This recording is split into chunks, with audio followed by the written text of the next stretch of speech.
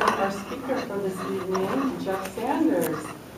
He will be presenting his Get Comfortable with Visual Aids, project number 8. This Thursday, he will be giving his first Seattle City tour for 3 to 4 hours to 26 Australians. We'll be coming to the city from Everett, where they just finished an hour-and-a-half tour of the Boeing facility.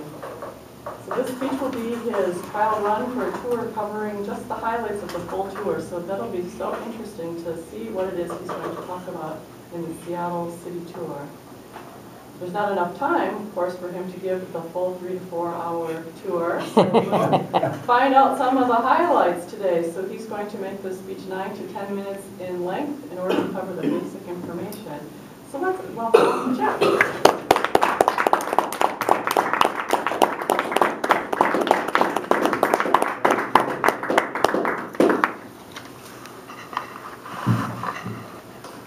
I brought this along in case anybody doesn't like it. Try to get this a little closer.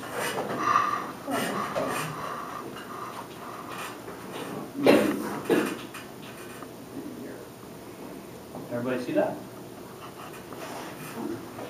We have another side I'm going to change over to.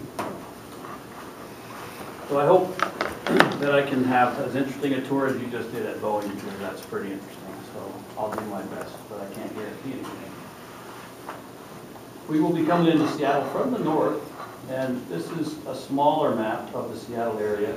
We have Lake Washington on the right side. It's 21.5 miles long. And you have the Puget Sound on the left side with the Olympic Mountain Range. Cascade Mountain Range is on the east side. And so consequently, Seattle is fairly waterlogged. There's no expansion room in the city limits to go out. They have to go up. And there are a lot of high-rises going on in Seattle right now. This is a blow-up of the Puget Sound area. And a very popular area up here is the San Juan Islands. There's actually 172 islands in the San Juans. And people from Canada, Vancouver, Victoria, and Seattle go up there with their boats all the time. It's a very popular area. There's about 10% of the people in Seattle, they say, own a boat. Well, that's quite a few.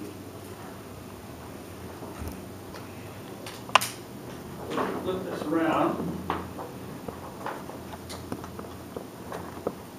And that little lake we looked at, 21.5 miles long, looks a little bigger here. We'll be coming in from this area. The population of Seattle is about 650,000 people. The surrounding area is about 3.5 million people. It is Lake Washington here on the right side has a channel that goes by into Lake Union and again and goes out to the Puget Sound. As you go from Lake Washington, the city area that's down in here, this is your Space Needle area right here, downtown, Pioneer Square, which I'll talk about in a minute. You coming by here, this pink, this orangish pink area is University of Washington. Very well known for its research in medical and engineering and business. Has about 45,000 students now. Its research budget and its operating budget this year is about $6.3 billion. So it's pretty impressive college. It covers about 703 acres, has 500 buildings, and about 20 million square feet of classroom and office space and so on. And about 16,000 people on, over 16,000 people on the staff. So the waterway comes by Lake Washington, goes into Lake Union, and this is the area downtown that's close to the Space Needle, very well known. A lot of float planes fly in and out of there. This channel that goes out to the Puget Sound, we're going to come in along this channel. We're going to stop over here at Fisherman's Terminal, which is where the actual fishing boats stay. If you've ever seen the Deadliest Catch on TV, that's where these boats are kept, over here. And so a lot of them are out nowadays because the salmon are running. And right along here is what's known as the Ballard Locks. If you haven't been there, we're going to go there and spend about a half an hour and walk through. What they discovered when they dug this channel out is that the waterways in Lake Union and Washington were about 22 feet higher than they were in the Puget Sound. So they had to block the water off, they dammed it off, and they built the locks, which works very similar to the Panama Canal. There are no pumps involved, but they use the water pressure. And the boats come in, they open the gates, the boats come in at the level of the lake, they close the gates, they let the water out, the boats sink down to the level of the sound, and out they go. And it's the busiest locks in our country. They're constantly full, and they can handle the boat up to about 750 feet long. So there's two of them, a small one and a large one. So they're running all the time. They run 7 days a week. Once we get done with the locks, we're going to come back down through here, and we're going to go to probably the most popular area of Seattle, the one that everyone knows about, the Seattle Center, which has the Space Needle. The Space Needle is 603 feet high, has an elevator that takes you up to the observation deck, which is about 540 feet. And there's also a restaurant up there that rotates one full revolution every 48 minutes. The views from there are just fantastic. And also in the Seattle Center is the EMP, which is the Experienced Music Project. If you haven't been there, it's quite interesting with all the rock and roll history and so on that's going on.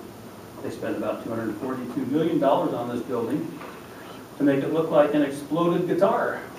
And it is now rated as one of the 10 ugliest buildings in the country.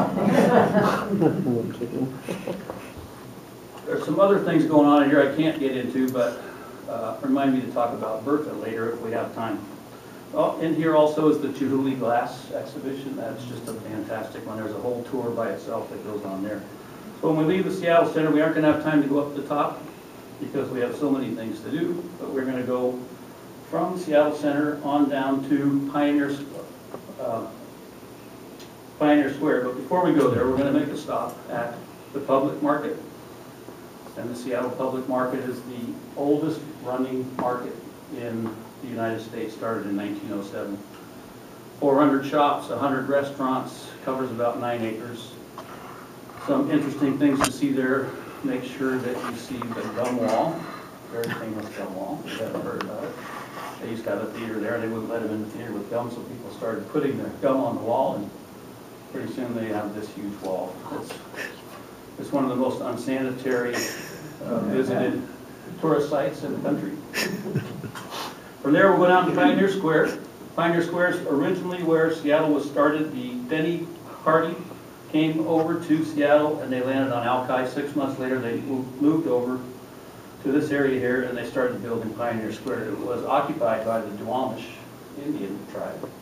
So originally they called Seattle Doo-Wops. After 6 months or so, about a year, they changed it back, 1852, I think it was, to Seattle in honor of the chief of the Duwamish tribe, whose name was Chief Self, S-E-A-L-T-H. That's probably a good thing. Otherwise, you'd go home saying, yeah, we took a tour of Doo-Wops today, and you wouldn't know what you're talking about. So Pioneer Square was built up, and in 1889, they had the Great Seattle Fire. The whole city burnt down, and within a year and a half they rebuilt a lot of it in this area, but they built it up one level higher. That level is now what still exists, and it's mostly out of stone and rock and concrete so that it couldn't catch on fire. And underneath this is what's known as the Seattle Underground. Some of the original buildings that were there, some of the storefronts and so on are still there, and you can go and take a tour and go into the Seattle Underground, of which we may have time to do, but I'm not sure. So as we head south, we're down here, staying down in Tukwila in the hotel. As we head south, we will go down I-5 here, and this large area here is known as King County Airport, or as we locals call it, Boeing Field. This is where the Boeing small, narrow plant, 727, 37, 757s are built and tested and so on. There's a lot of air action going on there, but mostly it was built for Boeing and the Boeing factory down there in Renton.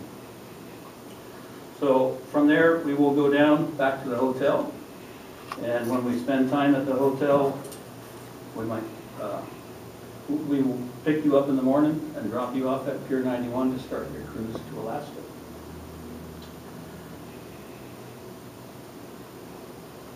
One thing I did not mention is there's a couple of favorite things. I didn't talk about the weather in Seattle, and it's known for being a rainy city, but it's not necessarily as that rainy. 150 of the days that it does rain are less than 1/100 of an inch. And so there's a lot of moisture around, and it only gets about 37 inches a year. Some of the funny sayings they have in Seattle are, we don't tan, we rust, and we know it's summer when the rain warms up. So I'll see you in the morning, and we're going to head out for our drop you off at the pier for you to take your Alaska cruise. Bon voyage.